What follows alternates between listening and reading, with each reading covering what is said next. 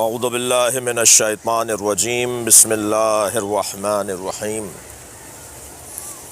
الحمد للہ الذی لا یبلغ مدحتہ القائلون ولا یحصی نعماءہ العادون ولا یعدی حقہ المجتہدون الذی لیس لصفتہ حد محدود ولا نعت موجود ولا وقت معدود ولا اجل ممدود فطر الخلائق بقدرتہ ونشر الریاح برحمتہ الصلاة والسلام علی الرسول المسدد المصطفى العمجد المحمود الأحمد سیدنا و مولانا و مولا الکونین جد الحسن والحسین عانی ابا القاسم محمد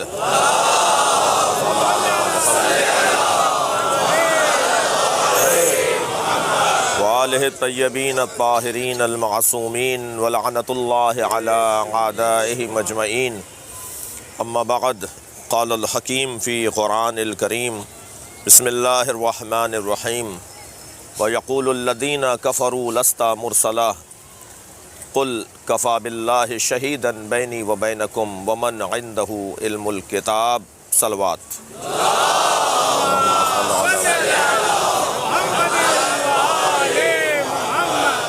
سورہ مبارکہ رعد کی آخری آیت ایک باب ہے فضائل مولا کائنات کا۔ میں تو جب قرآن کو پڑھتا ہوں تو مجھے ایسا لگتا ہے کہ قرآن مکمل قصیدہ ہے علی کا۔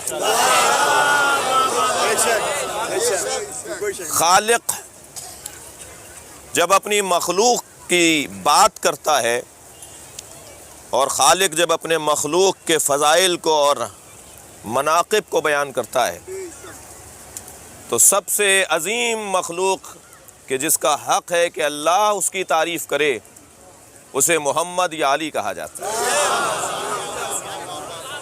بھائی ہمیں تکبر کرنے کی اجازت نہیں ہے۔ اللہ متکبروں کو پسند نہیں کرتا۔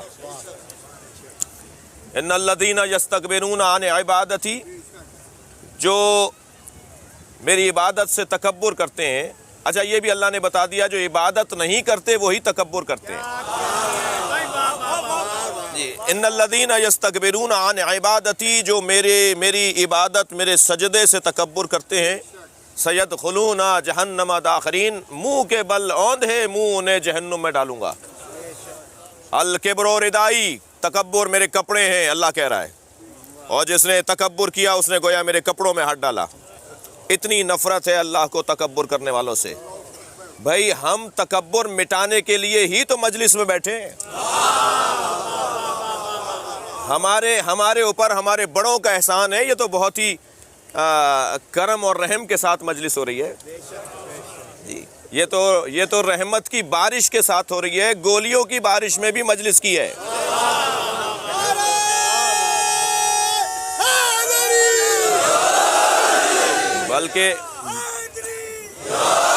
بلکہ میں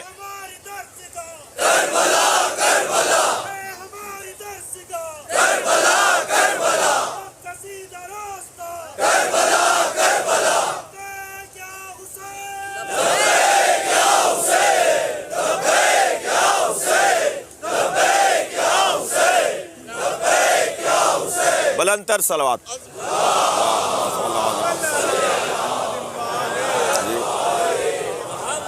یہ تو اللہ کا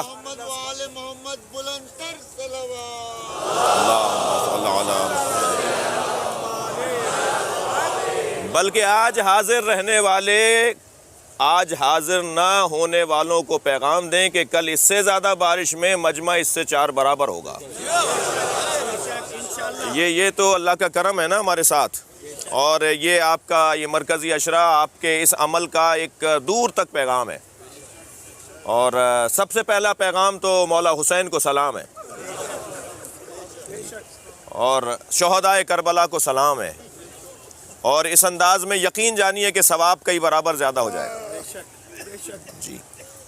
تو تکبر اللہ کو پسند نہیں ہے۔ توجہ میرے ساتھ ہے، تکبر اللہ کو پسند نہیں ہے۔ اللہ متکبروں سے نفرت کرتا ہے۔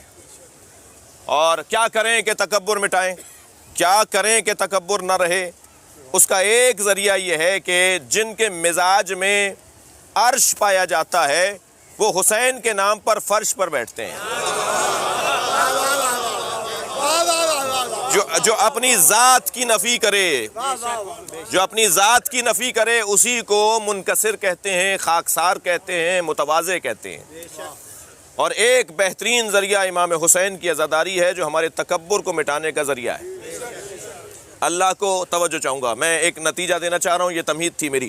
اللہ کو تکبر پسند نہیں ہے، اللہ متکبروں کو پسند نہیں کرتا۔ تو جب وہ ہمیں متکبر پسند نہیں کرتا تو خود متکبر کیوں ہے؟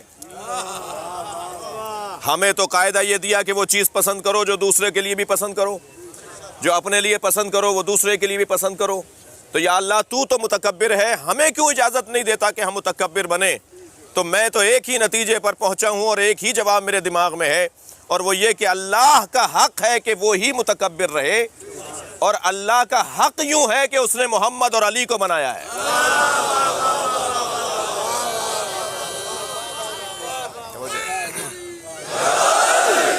جو خالق مصطفیٰ و مرتضیٰ ہو، جو علی و مصطفیٰ کا بنانے والا ہو، اسی کو حق ہے کہ وہ خود کو متکبر کہے۔ یا اللہ تو نے کسے بنا ڈالا؟ عزیزو،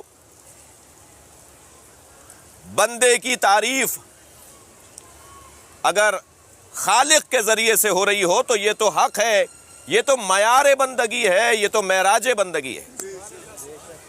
مثلا خالق اپنے بندے کی تعریف کر رہا ہو، میرا بندہ ایسا، توجہ کی، یہ تو معراج بندگی ہے۔ ایک بندے کا بڑا مقام ہے کہ اس کا خالق اپنی مخلوق سے محبت کا اظہار اور اس سے اطمینان کا اظہار کر رہا ہے۔ کمال مصطفیٰ و مرتضیٰ یہ ہے کہ خالق پہچانا جاتا ہے ان کے ذریعے سے۔ صلوات پڑھیں گے محمد و آل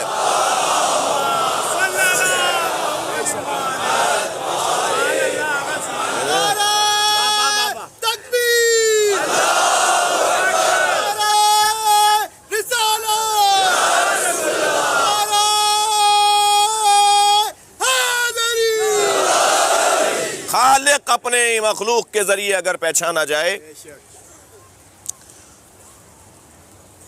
تو یہ ایک مخلوق کا کمال ہے، معراج ہے۔ اللہ ہر بندے سے چاہتا ہے کہ وہ عبادت کے لیے حاضر ہو جائے، کوئی کوتاہی عبادت میں نہ کرے۔ خبردار بستروں پہ نظر نہ آؤ، مصلوں پر آ جاؤ۔ جملہ عرض کر رہا ہوں، ہر بندے سے اللہ چاہتا ہے کہ وہ مصلے پر آ جائے، مصلے پر آ جائے۔ اپنے حبیب سے کہتا ہے کبھی بستر پہ بھی چلے جایا کرو۔ قم اللیل الا قلیلا ہے میرے حبیب، کبھی آرام بھی کر لیا کرو، کبھی استراحت بھی کر لیا کرو۔ اے میرے مصطفیٰ، تمہارے تو پیروں پہ ورم آ جاتا ہے میرے سامنے کھڑے ہو کر۔ اللہ اکبر، معراج پر سرکار جا رہے ہیں، توجہ ہے، معراج پر سرکار جا رہے ہیں، مگر تعریف اللہ کی ہو رہی ہے۔ جی کس کو ہوئی ہے معراج؟ سرکار کو ہی ہے، مگر اللہ تعریف کیا کر رہا ہے؟ سبحان الذی اسریٰ بعبدہ، بابرکت ہے وہ ذات جو اپنے بندے کو لے گئی۔ معراج مصطفیٰ کی ہے، عظمت اللہ کی بیان ہو رہی ہے۔ عزیزان گرامی، ہم ان مجالس کا انعقاد بھی اس لیے کرتے ہیں، جتنا، جملہ عرض کر رہا ہوں، جتنا حسین حسین کرو گے اتنا ہی اللہ اللہ ہوگا۔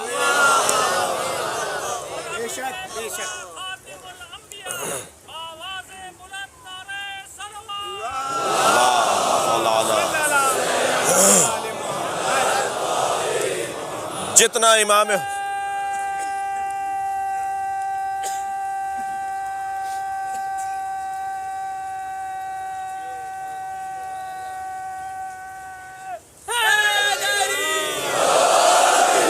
جتنا ذکر کربلا کیا جائے گا، جتنا یاد حسین کا انعقاد کیا جائے گا، اتنا ہی وحدانیت پروردگار کا اثبات ہوگا، اس ذات کردگار کا، اس کی عبادت کا سلیقہ ہمیں آئے گا۔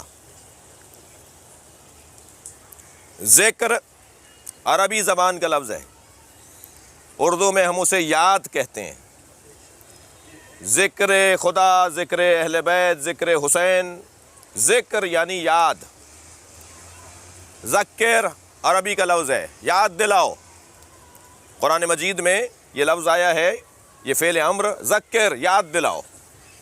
تذکر کا لفظ آپ استعمال کرتے ہیں، بھائی فلاں کو تذکر دے دو، انہیں یاد دلا دو. بھائی میں متذکر نہیں تھا، مجھے یاد نہیں تھا.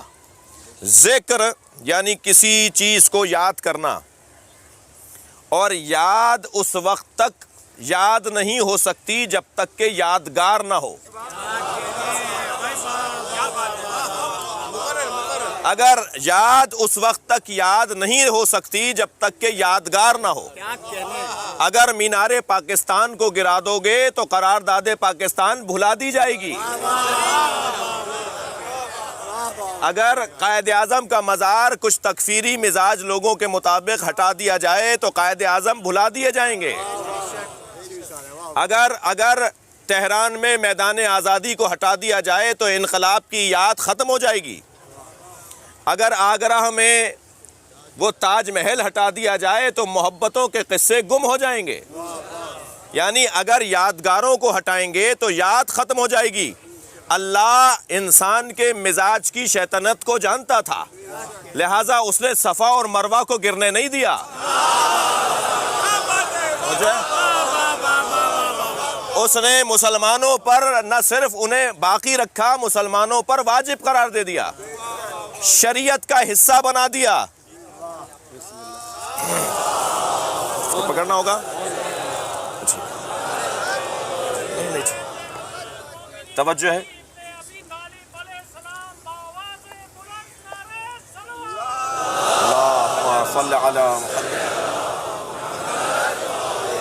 میں جملے کی تکرار کر رہا ہوں. جو لوگ یادگاروں کو مٹانا چاہتے ہیں، اب ان کے مزاج کا اور ان کے ہدف کا آپ کو احساس ہو گیا. ان کا ہدف کیا ہے، ان کا مقصد کیا ہے.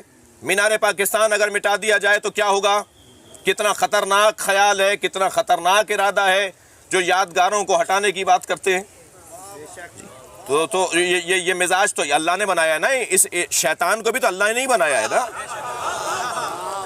جہاں رحمان نے اپنے اولیاء بنائے ہیں وہاں شیطان بھی مخلوق الہی ہی ہے.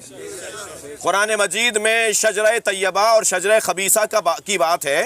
شجرہ طیبہ سے مراد نبی اور خاندان نبی ہیں، اور شجرہ خبیثہ سے مراد فرعون، نمرود، حامان، شداد، معاویہ ہے.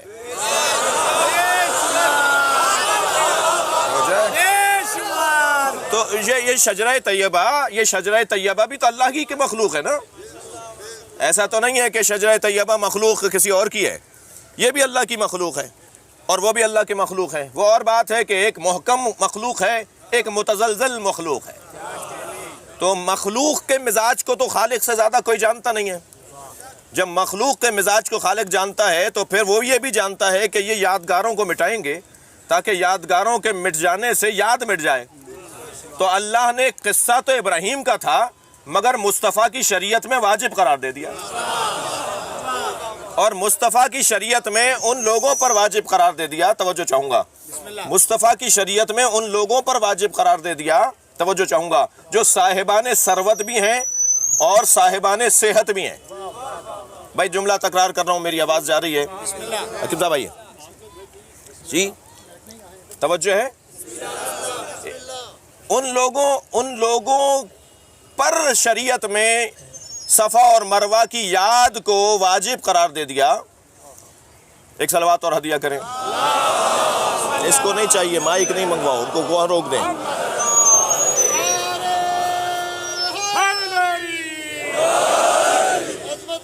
نہیں مجھے نہیں چاہیے، مجھے نہیں چاہیے.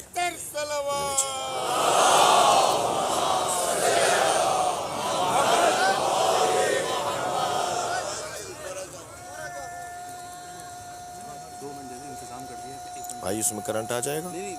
اس میں نہیں آئے، ایف ایم اسپیکر لے لیجیے، ادھر دے دیجیے.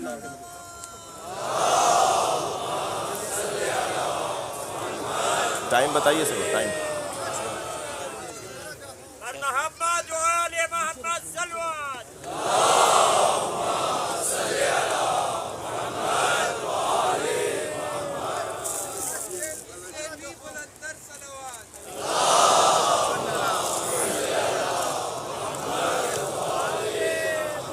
توجہ میرے ساتھ ہے.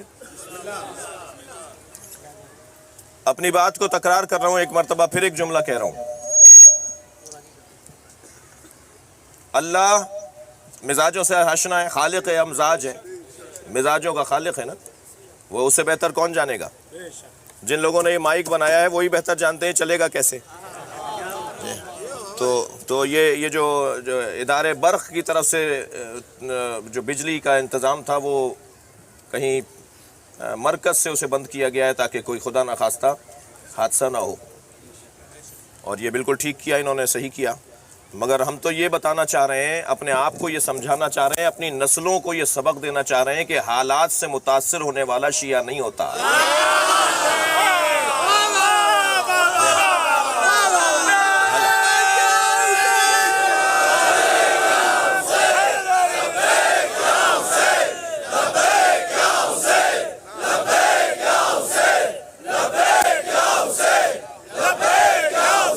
بلندتر صلوات پڑھیں.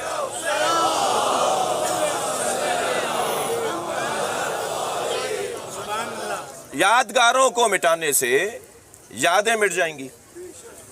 تو اللہ ہی جانتا تھا، یہ اللہ ان کا خالق، ان کا بھی تو خالق اللہ ہے. تو اللہ انہیں جانتا تھا کہ یہ کیا ارادے رکھتے ہیں، ان کا مزاج کیا ہے، اور در حقیقت یہ یادگاروں کو مٹا کر کیا چاہتے ہیں. تو اللہ نے شریعت مصطفیٰ کا حصہ قرار دے دیا مروہ اور صفا اور مروہ کے درمیان صحیح کرنا. اور صفا اور مروہ کے درمیان صحیح کرنے کے لیے جو شرائط ہیں، بھائی دیکھیں، نماز مغرب واجب ہے یا نہیں شریعت میں؟ ابھی پڑھ سکتے ہیں ہم؟ اس کا مطلب ہے کہ شرائط ہیں. جی، روزہ شریعت میں واجب ہے یا نہیں؟ آج واجب ہے؟ نہیں. تو عبادات اللہ نے شریعت میں واجب قرار دی ہیں، مگر اس کی شرائط ہیں. وہ جب شرط پوری ہوگی تو مشروط آ جائے گا. اللہ نے جو شرائط حج کرنے والوں کی قرار دی ہیں، ان میں ایک موٹی شرط یہ ہے کہ حج کرنے وہ جائے گا جس کے پاس ثروت اتنی ہو، پیسہ اتنا ہو کہ وہ اپنے گھر والوں کے لیے چھوڑ کر بھی جائے اور حج کے سفر میں انتظامات بھی مکمل کر پائے. دوسری موٹی شرط حج کرنے والوں کی یہ ہے کہ اس کی صحت بھی ٹھیک ہو، کوئی کاندھے پہ اٹھا کے طواف نہ کروائے. اسی لیے کہا جاتا ہے جوانی میں حج کرو، بڑھاپے میں زیارت کر لو.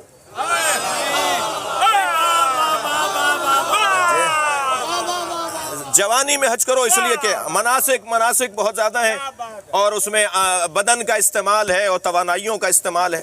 لہٰذا جب ہم حج کرنے جاتے ہیں تو یہ دو موٹی شرطیں ہیں، صاحبان ثروت اور صاحبان صحت. مجھے اگر اجازت دیں تو ایک ہلکا سا، ایک معمولی سا چبھتا ہوا جملہ ہے، مگر چبھن تو اسے ہوگی کہ جس کے ہاں کوئی کمزوری ہوگی. اور وہ چبھتا ہوا جملہ یہ ہے کہ یہ دو ہی لوگ ہیں جو معاشرے میں فساد بھی پھیلاتے ہیں، جن کے پاس صحت اچھی ہے اور جن کے پاس پیسہ زیادہ ہے. اور یہی دو لوگ ہیں جو معاشرے میں امن و امان اور صلح و آشتی اور خدمت کا ذریعہ بھی ہیں. یعنی اگر ان کی اصلاح ہو جائے تو یہ پیسہ خدمت بن جاتا ہے، اور اگر ان کی اصلاح نہ ہو تو یہ پیسہ انہیں یزید بنا دیتا ہے. اور ہم مجلسوں میں بیٹھتے ہی اس لیے ہیں کہ ہمارے مزاج میں فرعونیت نہ آنے پائے. جی ہم مجالس کی جو ہماری انعقاد ہے اس کا ایک بڑا فلسفہ. تو اب صاحبان صحت اور صاحبان ثروت لوگوں کو اللہ نے مکے میں بلا لیا، اور وہاں بلانے کے بعد دونوں کو صفا اور مروہ کے درمیان اللہ صحیح کروا رہا ہے. اگر صفا اور مروہ کی یادگاریں نہ ہوتی تو کون سوچتا کہ کون دوڑا تھا؟ اس کے درمیان 7 چکر کیوں بھائی؟ اس لیے کہ ایک بی بی نے ایک معصوم کو، ایک نبی کو بچانے کے لیے 7 چکر کاٹے تھے.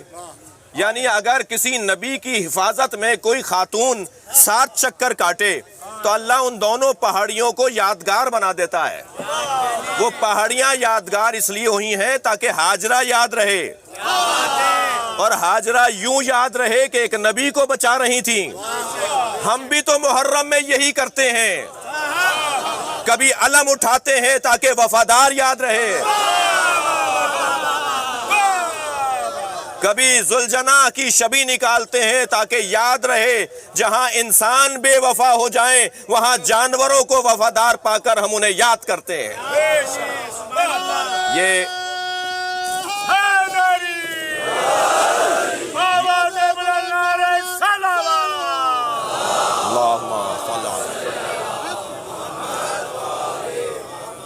عزیزو، ایک مرتبہ پھر موسم ازاں آ گیا. آج پہلی محرم ہے. رونے کے دن آ گئے. اس پر رونے کے دن جس پہ رونا سنت مصطفیٰ ہے. اور اس لفظ سے بڑا لفظ نہیں ہے کہ نبی روئے ہیں. میں ثابت کرتا رہوں کہ جانور روئے، میں احادیث پیش کرتا رہوں کہ اللہ اکبر، بکت السماوات والارض امطرت من السماء دما احمرا. میرے مولا رضا کا فرمان کہ جب فرعونی ڈوب رہے تھے نا، سورہ دخان کی آیت کی تفسیر میں حضرت سے پوچھا گیا کہ فما بکت السماوات والارض، جب فرعونی ڈوب رہے تھے تو وہ فریادیں کر رہے تھے نا، چیخ رہے تھے، چلا رہے تھے، بچاؤ بچاؤ، مگر ڈوب گئے. اس منظر پر قرآن کہتا ہے کہ آسمان نہیں رویا. فرعونیوں کے ڈوبنے پر آسمان نہیں رویا. ابن حجر عسقلانی اہل سنت کا بڑا معتبر نام ہے. وہ ایک جملہ لکھتے ہیں اس آیت کی تفسیر میں کہ میں نے اس آیت کو پڑھنے کے بعد ڈھونڈنا شروع کیا کہ کیا کسی پر کوئی مصیبت آئے تو آسمان روتا ہے. یہ اللہ نے کہا کیوں ہے؟ یہ اللہ نے قرآن میں ذکر ہی کیوں کیا ہے؟ آسمان کبھی روتا ہے؟ زمین کبھی روتی ہے؟ تو ابن حجر عسقلانی کہتے ہیں کہ میں اس آیت کی تفسیر میں ڈھونڈ رہا تھا کہ کچھ مجھے ملے تو میں نے نبی کی ایک حدیث دیکھی. سرکار فرما رہے تھے کہ جب میرا حسین ذبح ہو رہا تھا، جب میرا حسین ذبح ہوگا، مولا رضا فرما رہے تھے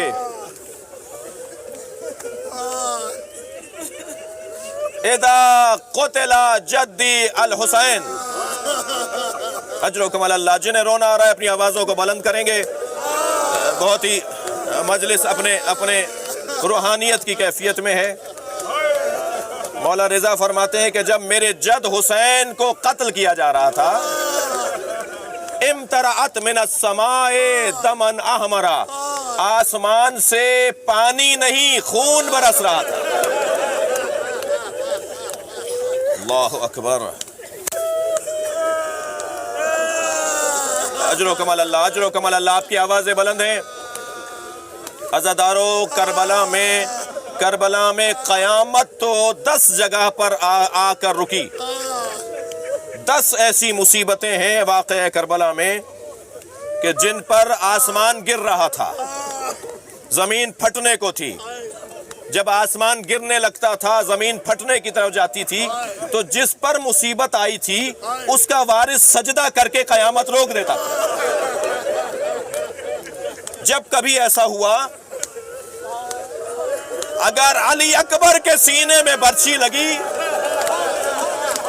تو ام لیلا نے پیشانی سجدے میں رکھ دی. اجر و کمال اللہ، اجر و کمال اللہ.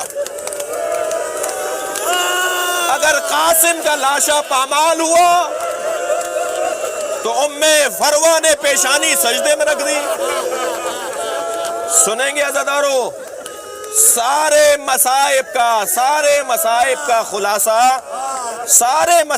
خلاصہ شام غریباں ہے. جب اہل بیت کا امتحان کمال پر پہنچتا ہے تو شام غریباں بنتی ہے. اس لیے کہ جس بی بی کا سایہ کبھی سورج نے نہیں دیکھا، اجر و کمال اللہ، جو زینب کبریٰ کبھی بھائیوں کے سامنے بغیر چادر کے نہ گئی ہو، جب کبھی بابا گھر میں آتے تھے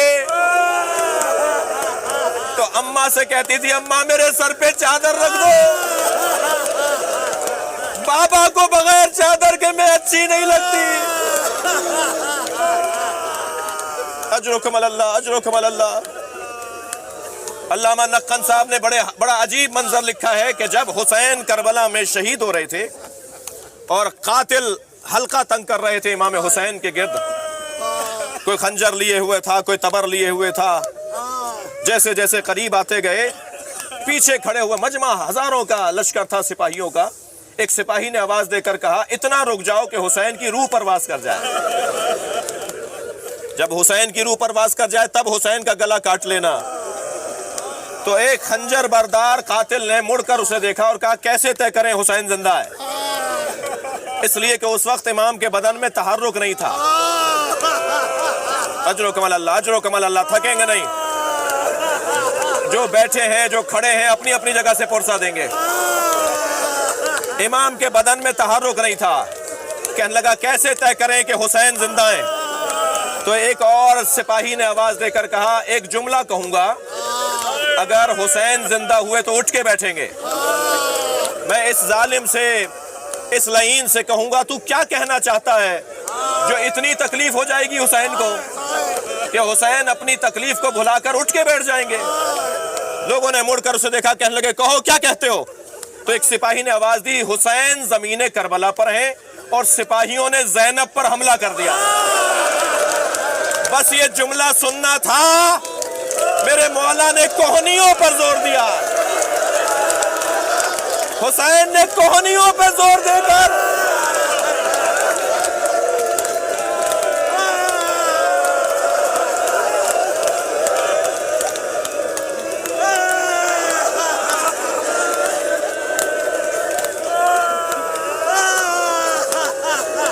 اجرکم اللہ, اجرکم اللہ. میرے مولا نے اپنا ہاتھ فضا میں بلند کر لیا اور آواز دے کر کہا, پہلے میرا گلا کاٹو, پھر میری بہن کی طرف جانا.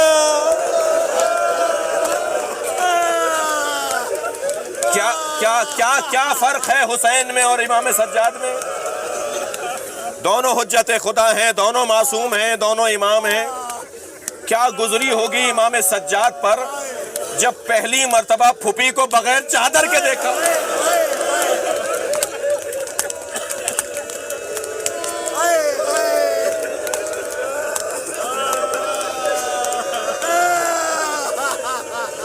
الا لعنت اللہ علی قوم الظالمین فسيعلم الذین ظلموا أي منقلب ينقلبون.